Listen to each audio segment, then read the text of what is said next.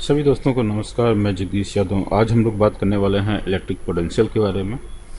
Electric potential क्या होता है? जैसा कि नाम से ही आपको पता चल रहा है, potential means stored energy. Okay, a potential energy is basically a potential energy per unit charge is present on the electric field.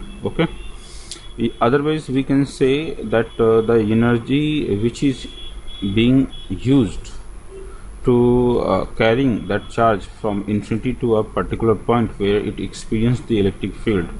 So whatever the work we have to do on that particular charge is known as electric potential. Okay, देखिए यहाँ पे एक मैंने diagram बनाया हुआ है। Capital Q जो है वो एक सोर्स चार्ज है। ये सोर्स चार्ज जो है अपनी एक इलेक्ट्रिक फील्ड जनरेट कर रहा है ना। अगर मैं टेस्ट चार्ज पार्टिकल को इन्फिनाइट से, ये आपका एक टेस्ट चार्ज पार्टिकल है और इस टेस्ट चार्ज पार्टिकल को हम लोग मूव करा रहे हैं और उसे इन्फिनाइट से एक पर्टिकुलर पॉइंट पे लेके आ रहे हैं जो कि with in the range of electric field of that source charge है क्यू, है ना। इस सोर्स चार्ज की वजह से यहाँ पे एक फोर्स जो है वो एक्सपीरियंस होना शुरू हो जाएगा, बिकॉज जो सोर्स चार्ज है उसकी एक अपनी इंटेंसिटी है। Whatever the work we have to do on this particular charge Q not, that is known as basically the potential.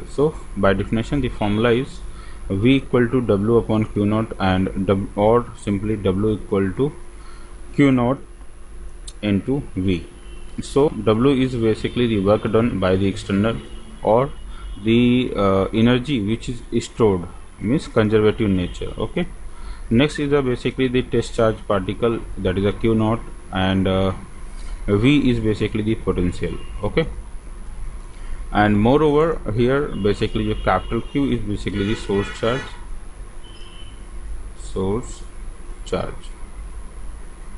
Okay, this is all about the electric potential. Okay, उम्मीद करता हूँ कि electric potential क्या होता है ये चीज़ आपको अच्छे से समझ में आई होगी। फिर भी अगर आपको कोई डाउट्स इंक्वायरी है तो आप मुझे कंसल्ट कर सकते हैं। नेक्स्ट में हम लोग इसका डेरिवेशन करेंगे कि इलेक्ट्रिक पोटेंशियल को हम डिराइव कैसे कर लेते हैं। चलिए, यहाँ पे एक पॉइंट और भी रह गया है।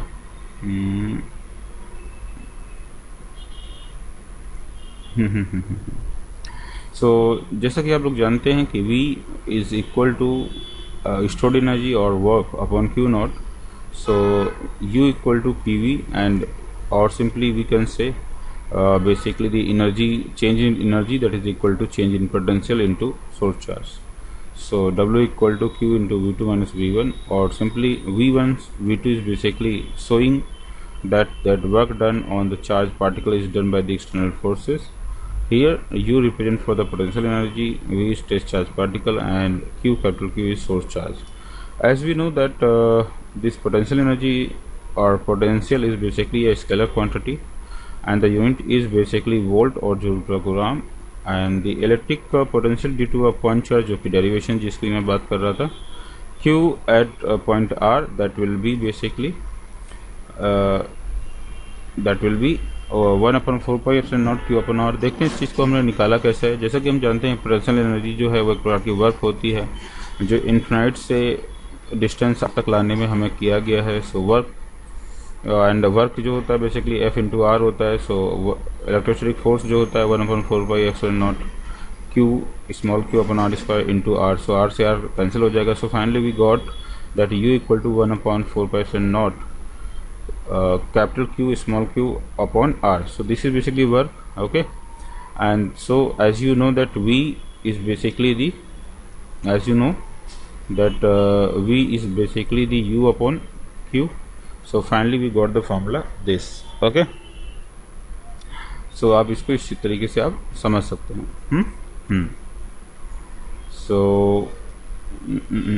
by the definition Vp is equal to U upon Q. From there we got this. Okay, next हमारे पास में है, इस पे एक पॉइंट है कि सपोज अगर मल्टीपल चार्जेस हैं तो हम सभी चार्जेस की वजह से पोटेंशियल निकालेंगे V1 V2 और सभी को ऐड कर देंगे। हमारे पास में नेट पोटेंशियल आ जाएगा। एक पॉइंट है यहाँ पे, electric potential depend on the reference of position, that is the electric potential. Potential energy both are scalar and which using the formula use the charge with the sign. So electric potential में खासकर अगर numerical में हम use करेंगे तो उसके charge का nature भी लेंगे. मीन्स अगर प्लस चार्ज की वजह से पोटेंशियल है तो हम प्लस चार्ज की वजह से लेंगे, अगर नेगेटिव चार्ज की वजह से है तो नेगेटिव चार्ज की वजह से लेंगे. मीन्स अगर हम लोग बात कर रहे हैं पॉजिटिव चार्ज की वजह से, अगर हम बात कर रहे हैं due to V due to positive charge, so हम उसको यूज़ करेंगे 9 × 10⁹ and Q upon R. Okay. और अगर हम V due to negative charge ले रहे हैं तो उस केस में हमारे पास 9 × 10⁹ एंड Q अपॉन माइनस का Q upon that will be minus का Q upon R. Okay. So हम एनर्जी और पोटेंशियल लेते समय दोनों में हम साइन का इस्तेमाल करेंगे. Work done by the external forces, as you know that Q V2 minus V2, ये हमने ऑलरेडी बता दिया है आपको. तो अगर एक्सटर्नल फोर्स किया जाता है तो इस फॉर्मूले का इस्तेमाल करेंगे. कंजर्वेटिव फोर्स होता है, मीन्स चार्ज खुद अपना वर्क करता है, तो हम इस फॉर्मूले का इस्तेमाल करेंगे. दोनों ही फॉर्मूले सेम है.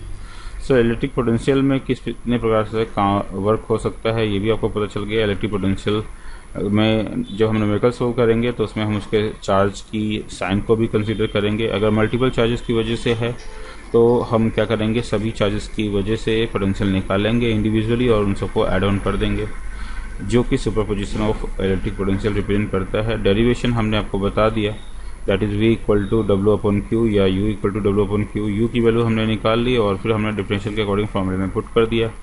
सो we got this. Okay. So ये हमारा एक पॉइंट चार्ज की वजह से हो गया और ये एक स्केलर क्वांटिटी है जिसकी यूनिट वोल्ट या जूल पर कूलम होती है ना. और हमारी डिफरेंशियल आपको पता चल गया और डायग्राम आपको पता चल गया. सो ये इलेक्ट्रिक पोटेंशियल था. अगर इसमें फिर भी कोई डाउट इंक्वायरी है किसी को तो आप कंसल्ट या कमेंट करें, हम इसका जवाब आपको तुरंत देंगे. Thank you so much for the class.